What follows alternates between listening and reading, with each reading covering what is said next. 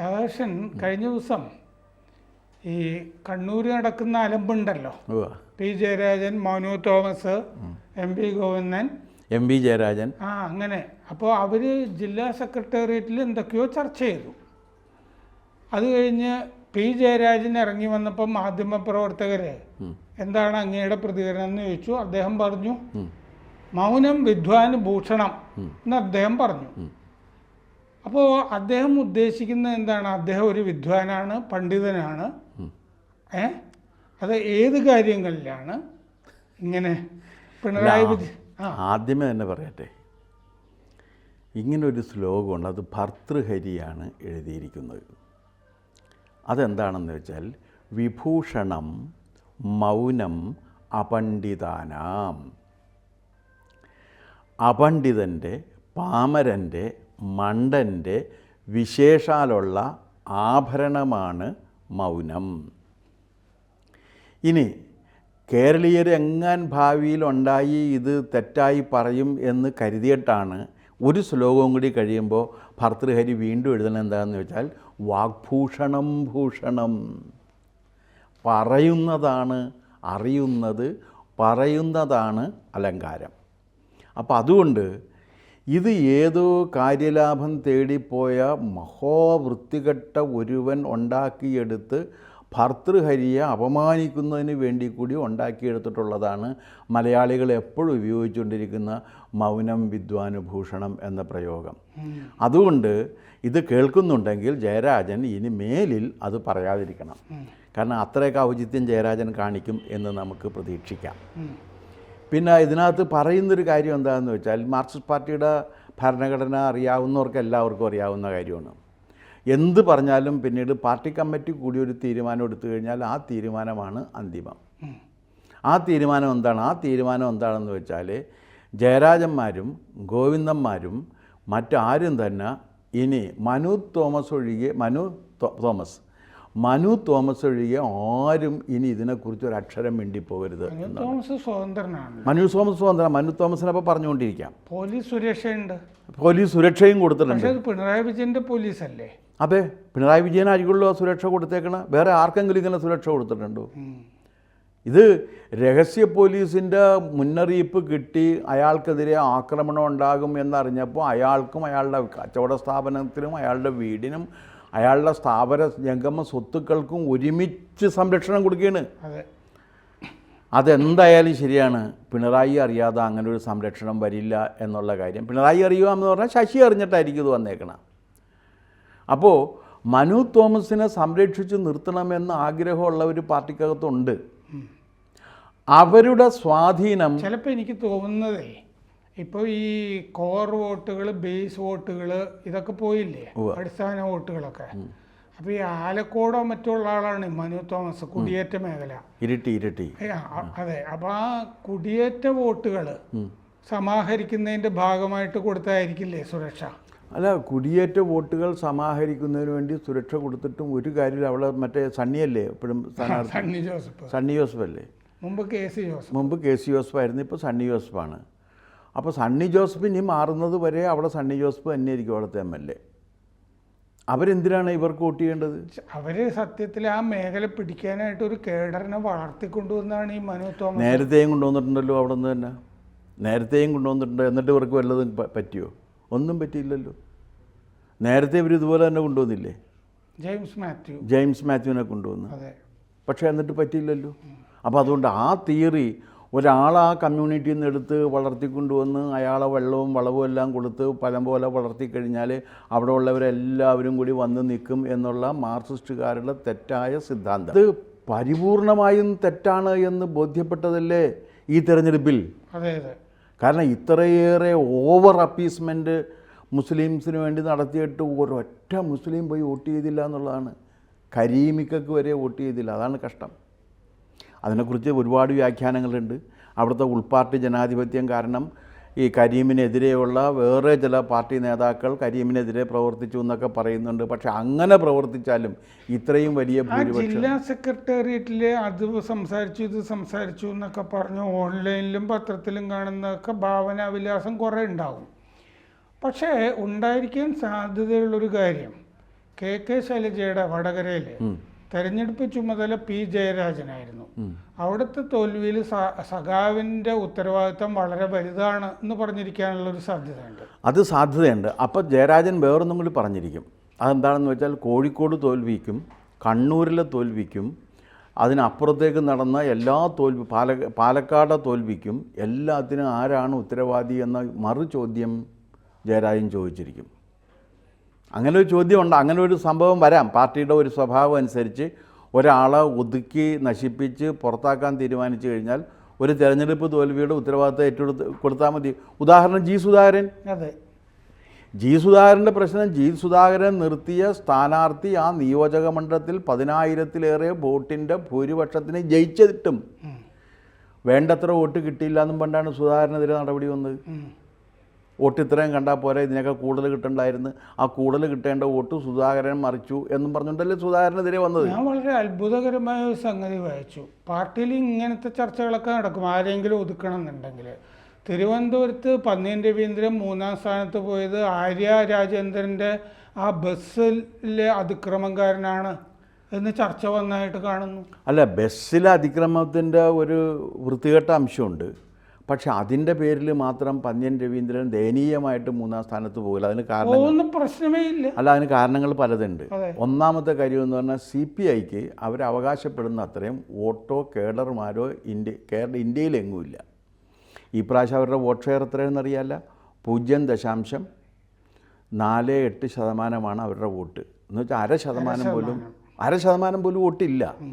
ആ 0.5% പോലും വോട്ടില്ലാത്ത CPIക്ക് തിരുവനന്തപുരത്ത്, നമുക്കറിയാവുന്ന തിരുവനന്തപുരത്ത് അവർക്ക് അവിടെ വലിയ കേഡർ ബേസ് ഇല്ല, അവർക്ക് വലിയ ഇതില്ല. പിന്നെ കിട്ടണമെങ്കിൽ ആരുടെ കിട്ടണമായിരുന്നു? CPMൻ്റെ വോട്ടുകൾ കിട്ടണമായിരുന്നു. ആ CPMൻ്റെ വോട്ടുകൾ അവർക്ക് വേണ്ടത്ര കിട്ടിയിട്ടില്ല എന്നുള്ളതൊരു വസ്തുതയായിട്ട് തന്നെ അവശേഷിച്ചു. അതെന്താണെന്ന് വെച്ചാൽ ജില്ലാ സെക്രട്ടറി CPMൻ്റെ വി ജോയി മറ്റേ ആറ്റിങ്ങിലാണ് മത്സരിച്ചത്. അപ്പോൾ പ്രവർത്തകരായ സഖാക്കളൊക്കെ അങ്ങോട്ട് പോയി. അല്ല, ജോയിക്ക് അത് പ്രവർത്തകരായിട്ടുള്ള CPIക്കാരുടെ എണ്ണം പരിമിതമല്ലേ, നേതാക്കളുടെ പ്രവർത്തകരില്ല.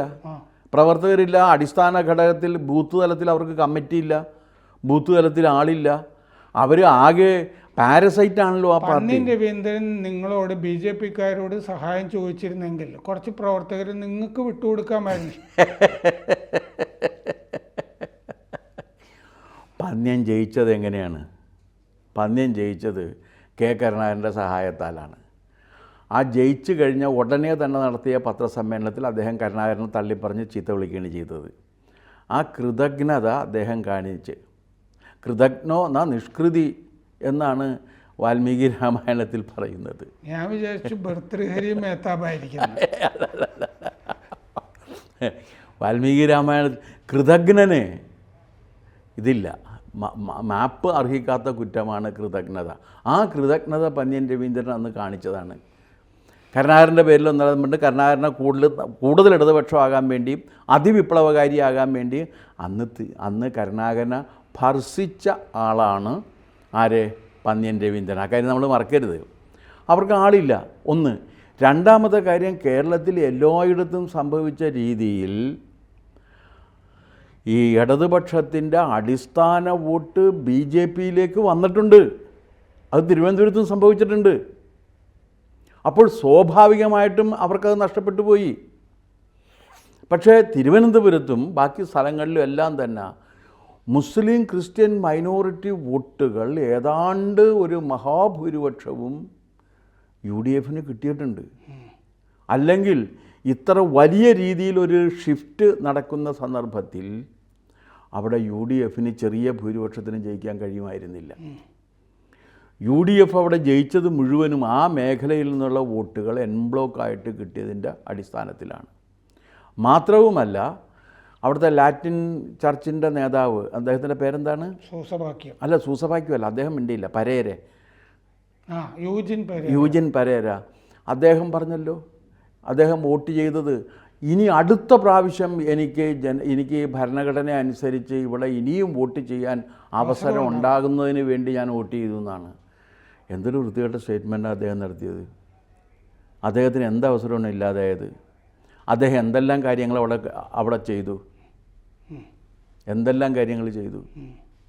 പക്ഷെ അദ്ദേഹത്തിന് ഒരു കുഴപ്പവും സംഭവിച്ചില്ലല്ലോ.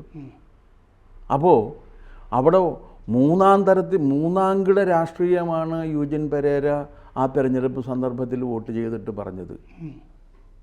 ഇതിൻ്റെയൊക്കെ പ്രശ്നങ്ങളുണ്ടായിട്ടുണ്ട്. അതുകൊണ്ട് അല്ലാതെ പന്ന്യൻ രവീന്ദ്രന് അവിടെ വോട്ട് പോയതെന്ന് പറഞ്ഞാൽ CPI നിന്നാൽ CPIക്ക് ഇനി എല്ലാ സ്ഥലത്തും വോട്ട് കുറഞ്ഞുകൊണ്ടിരിക്കും. കാരണം ആളില്ലാത്തൊരു പാർട്ടിക്ക് വോട്ട് കിട്ടണമെന്ന് പറഞ്ഞാൽ എങ്ങനെയാണ്? അതൊരു പാരസൈറ്റ് പാർട്ടിയല്ലേ. CPMൻ്റെ തോളിൽ കയറിയിരുന്ന് വോട്ടുണ്ടാക്കി അവർ കൊടുക്കുന്ന വോട്ട് കൊണ്ട് ജയിക്കുന്ന ഒരു പാർട്ടിയല്ലേ. CPIയിൽ ദേവരാജൻ്റെ ഫോർവേഡ് ബ്ലോക്ക് ലയിച്ചാലോ? വലിയ ഫോർവേഡ് ബ്ലോക്ക് അങ്ങനെ ആ ദേവരാജൻ മാത്രമല്ലല്ലോ, വേറെ ആരും ഇല്ല, രണ്ടാമതൊരാളില്ല. ദേവരാജനല്ലാതെ വേറെ ആരുണ്ട്? ദേവരാജൻ്റെ വീട്ടുകാർ പോലും ഇല്ല. സാധാരണഗതിയിൽ ഈ ലയിച്ചാണ് മാർക്സിസ്റ്റ് പാർട്ടികൾ ഒരുപാട് ചെതറിപ്പോയി പലതരം ഗ്രൂപ്പുകളായി പോയില്ലേ. അരാജകത്വവാദികളായിട്ട് പോയി. പിന്നെ ഇതൊക്കെ പറയുമ്പോഴും ഇന്നിപ്പോൾ കണ്ണൂർ കമ്മ്യൂണിസ്റ്റ് പാർട്ടിയിൽ നമ്മൾ കാണുന്ന ആ ട്രെൻഡ്, അതായത് ഗുണ്ടായുസത്തിൻ്റെ ട്രെൻഡ്, നിയമത്തെ അവഗണിച്ചുകൊണ്ടും ധിക്കരിച്ചുകൊണ്ടും തോന്നിയത് ചെയ്യാനുള്ള ആ ഒരു എന്താ പറയുക ധാർഷ്ട്യം, അതിന് തുടക്കമിട്ടത് MV രാഘവനാണ്. MV രാഘവന് മുൻപുള്ള പാർട്ടിയും MV രാഘവന് ശേഷമുള്ള പാർട്ടിയും തമ്മിൽ വലിയ വ്യത്യാസമുണ്ട് അവിടെ. അപ്പം നിങ്ങൾ ചോദിക്കും, മറ്റേ നയനാർ പ്രതിയായി എന്ന് തെറ്റായി ആരോപിക്കപ്പെടുന്നൊരു പ്രശ്നമുണ്ടല്ലോ അവിടെ. ഒരു പോലീസുകാരനെ കല്ലെറിഞ്ഞു വന്നത് കയ്യൂർ പോലീസുകാരൻ, വെള്ളമടിച്ച് കള്ളു കുടിച്ച് ഇറങ്ങിപ്പോയ ഒരു പോലീസുകാരൻ അപ്പുറത്തുനിന്നും ഇപ്പുറത്തുനിന്നും വന്നപ്പോൾ നിവൃത്തിയില്ലാതെ ഇയാൾ പുഴയിൽ ചാടുകയും പുഴയിൽ ചാടിയ പോലീസുകാരനെ കല്ലെറിഞ്ഞ് കൊല്ലുകയും ചെയ്തു എന്നുള്ള വിപ്ലവമാണ് കയ്യൂർ സമരം എന്ന് പറയുന്നത്. ഒരുമാതിരി ഉളുപ്പുള്ളവർക്ക് അത് പുറത്തു പറയാൻ കൊള്ളില്ല. പക്ഷേ പിന്നെ അവർക്കതില്ലാത്ത കാരണം അതിൽ പ്രതിയല്ല. പോലീസുകാരൻ ബ്രിട്ടൻ്റെ മർദ്ദനോപകരണമായിരുന്നു. അപ്പോൾ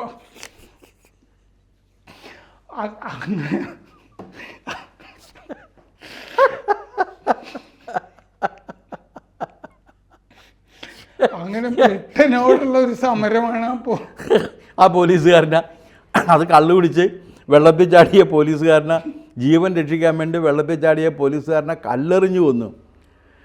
അതിൽ അല്ല, തനിക്ക് വളരെ തൻ്റെ സാമാന്യം നല്ല സൗഹൃദം ഉണ്ടായിരുന്ന EK നായനാർ അതിനകത്ത് വ്യാജപ്രതിയായിട്ട് ചേർന്നു എന്നുള്ളതാണ്. EK നായനാരകത്ത് ഞാൻ ആ കേസ് കെട്ടിൻ്റെ രേഖകൾ മുഴുവൻ നോക്കിയിട്ടുണ്ട്. നായനാരകത്ത് പ്രതിയല്ല. എന്നിട്ട് എന്ത് ചെയ്യുന്നു വെച്ചാൽ മീനമാസത്തിലെ സൂര്യൻ എന്ന മറ്റൊരു സിനിമ വന്നു കഴിഞ്ഞപ്പോഴേക്കും എവിടെയാ നായനാരെന്ന് ചോദിച്ച് അങ്ങനെ നായനാർ പ്രതിയാക്കപ്പെട്ട്. എന്താണ് ആ ഒരു സംസ്കാരം? ആ സംസ്കാരം അവിടെ ഉണ്ട്. അതിപ്പോൾ നമ്മൾ പറഞ്ഞാൽ മാറുന്നത് ഒന്നല്ല. അതിന് ഇടിവ് സംഭവിക്കുന്നത് നമ്മളിവിടെ നേരത്തെ ഒരു ചർച്ചയിൽ വന്ന രീതിയിൽ 3ഉം 4ഉം ഗ്രൂപ്പായിട്ട് ഇപ്പോൾ കണ്ണൂർ മാറിയിട്ടുണ്ട്. അപ്പോൾ ഇന്നലെ നടന്നിരിക്കുന്ന അല്ലെങ്കിൽ കഴിഞ്ഞ ദിവസം നടന്നിരിക്കുന്ന പാർട്ടി ജില്ലാ സെക്രട്ടേറിയറ്റിൽ അവർ തീരുമാനമെടുത്തത് എന്താണെന്ന് വെച്ചാൽ ഇനി ആരും മിണ്ടണ്ട, നാട്ടുകാർ പറഞ്ഞോട്ടെ എന്നാണ്. അങ്ങനെയാണെങ്കിൽ അങ്ങ് ആദ്യം ഈ ചർച്ചയുടെ തുടക്കത്തിൽ ഈ ഭർതൃഹരിയെ കൊണ്ടുവന്നിട്ട് ഉദ്ധരിച്ച് മറ്റേ മൗനം വിദ്വാനുഭൂഷണം എന്നല്ല എന്ന് തിരുത്തിയല്ലോ. അങ്ങനെ ജയരാജനെ തിരുത്തിയ സ്ഥിതിക്ക് അദ്ദേഹം ഈ മൗനം ഭജിക്കാതെ കുറച്ചുകൂടി കാര്യങ്ങൾ തുറന്നു പറയുന്നതല്ലേ എൻ്റെ ശരി? തുറന്നു പറയുന്നതാണ് അദ്ദേഹത്തിനും സമൂഹത്തിനും പാർട്ടിക്കും ഒക്കെ നല്ലത്. കാരണം സത്യം അത്ര കാലം മൂടി വെക്കാൻ പറ്റും. കാരണം മനു തോമസിന് പോലീസിന്റെ സുരക്ഷ ഉണ്ട്. ജയരാജൻ കാംക്ഷിക്കുന്നത് ജനങ്ങളുടെ സുരക്ഷയായിരിക്കുമല്ലോ. അതെ. അപ്പൊ അദ്ദേഹം കാര്യങ്ങൾ തുറന്നു പറയുന്നതല്ലേ ശരി? അദ്ദേഹത്തിന് പാർട്ടിയിൽ നിന്നുള്ള ഭീഷണിയും തുറന്നു പറയണ്ടേ? അത് പറയണം. അദ്ദേഹത്തിന് പാർട്ടിയിൽ നിന്ന് കഴിഞ്ഞ ദിവസം മറ്റേ ജയരാജൻ, MV ജയരാജൻ ഇദ്ദേഹത്തെ ഭീഷണിപ്പെടുത്തി കാണും. പിന്നെ ഗോവിന്ദൻ പണ്ഡിതനായതുകൊണ്ട് പണ്ഡിതോചിതമായി പറഞ്ഞ് ഇതൊക്കെ ചീള് കേസുകൾ, ഇതൊക്കെ ജില്ലയിൽ നടക്കുന്ന കാര്യങ്ങൾ, സംസ്ഥാനം മറുപടി പറയണമെന്ന് ചോദിച്ചു. സംസ്ഥാനം മറുപടി പറയണം ഗോവിന്ദ. കാരണം എന്താണെന്ന് വെച്ചാൽ ചീള് കേസല്ല. അങ്ങയുടെ പാർട്ടിയിൽപ്പെട്ടവർ സ്വർണ്ണക്കള്ളക്കടത്തുകാർക്കും കൊട്ടേഷൻ സംഘങ്ങൾക്കും ഒത്താശ ചെയ്തുകൊണ്ട് അവരുടെ പറ്റുപടിക്കാരായി മാറിയിരിക്കുന്നു എന്ന് അങ്ങയുടെ പാർട്ടിയുടെ നേതാവായിരുന്ന ഒരാൾ, ജില്ലാ നേതാവായിരുന്ന ഒരാൾ പറഞ്ഞിരിക്കുന്ന ഒരു കാര്യം ജില്ലയിലെ പ്രശ്നമല്ല. അതുകൊണ്ട് ഗോവിന്ദൻ ഈ കരുവന്നൂർ കേസിൽ പാർട്ടിയെ പ്രതി ചേർത്തിട്ടും പറഞ്ഞത് ഞങ്ങൾ നിയമപരമായും രാഷ്ട്രീയമായും നേരിടുന്നതാണ്. ധാർമ്മികമായി എന്തെങ്കിലും ഒരു പ്രശ്നം നേരിടുന്ന ഗോവിന്ദൻ പറയുന്നില്ല. അല്ല, ധാർമ്മികത ഇല്ല, അങ്ങനെ ഒരു സംഭവം ഇല്ല. ധാർമ്മികത എന്നൊരു സങ്കല്പം കമ്മ്യൂണിസത്തിലില്ലല്ലോ. ഇല്ല. എൻസ് ജസ്റ്റിഫൈ മീൻസ് എന്നല്ലേ പറയുന്നത്. ലക്ഷ്യം മാർഗത്തെ സാധൂകരിക്കും എന്ന് പറയുന്ന ഒരു സദാചാര സംഹിതയിൽ വിശ്വസിക്കുന്നവർക്ക് എന്ത് ധാർമ്മികത സാർ? അവർക്ക് ധാർമ്മികതയില്ല. അപ്പോൾ അതുകൊണ്ട് ധാർമ്മികമായൊരു പ്രശ്നം കമ്മ്യൂണിസ്റ്റ് മാർക്സിസത്തിൽ പണ്ടേ ഇല്ലല്ലോ. ലെനിന് ധാർമ്മികത ഉണ്ടായിരുന്നു? ഒന്നുമില്ലായിരുന്നു. സ്റ്റാലിനുണ്ടായിരുന്നു? ആർക്കുണ്ടായിരുന്നു? അപ്പം ഞാൻ ഇത് അവസാനിപ്പിക്കുമ്പോൾ ഞാൻ മാവോയെ ഉദ്ധരിക്കാം. 100 പൂക്കൾ വിരിയട്ടെ, ഒരുമിച്ച് വിരിയട്ടെ, അരളി ഒഴിച്ച്.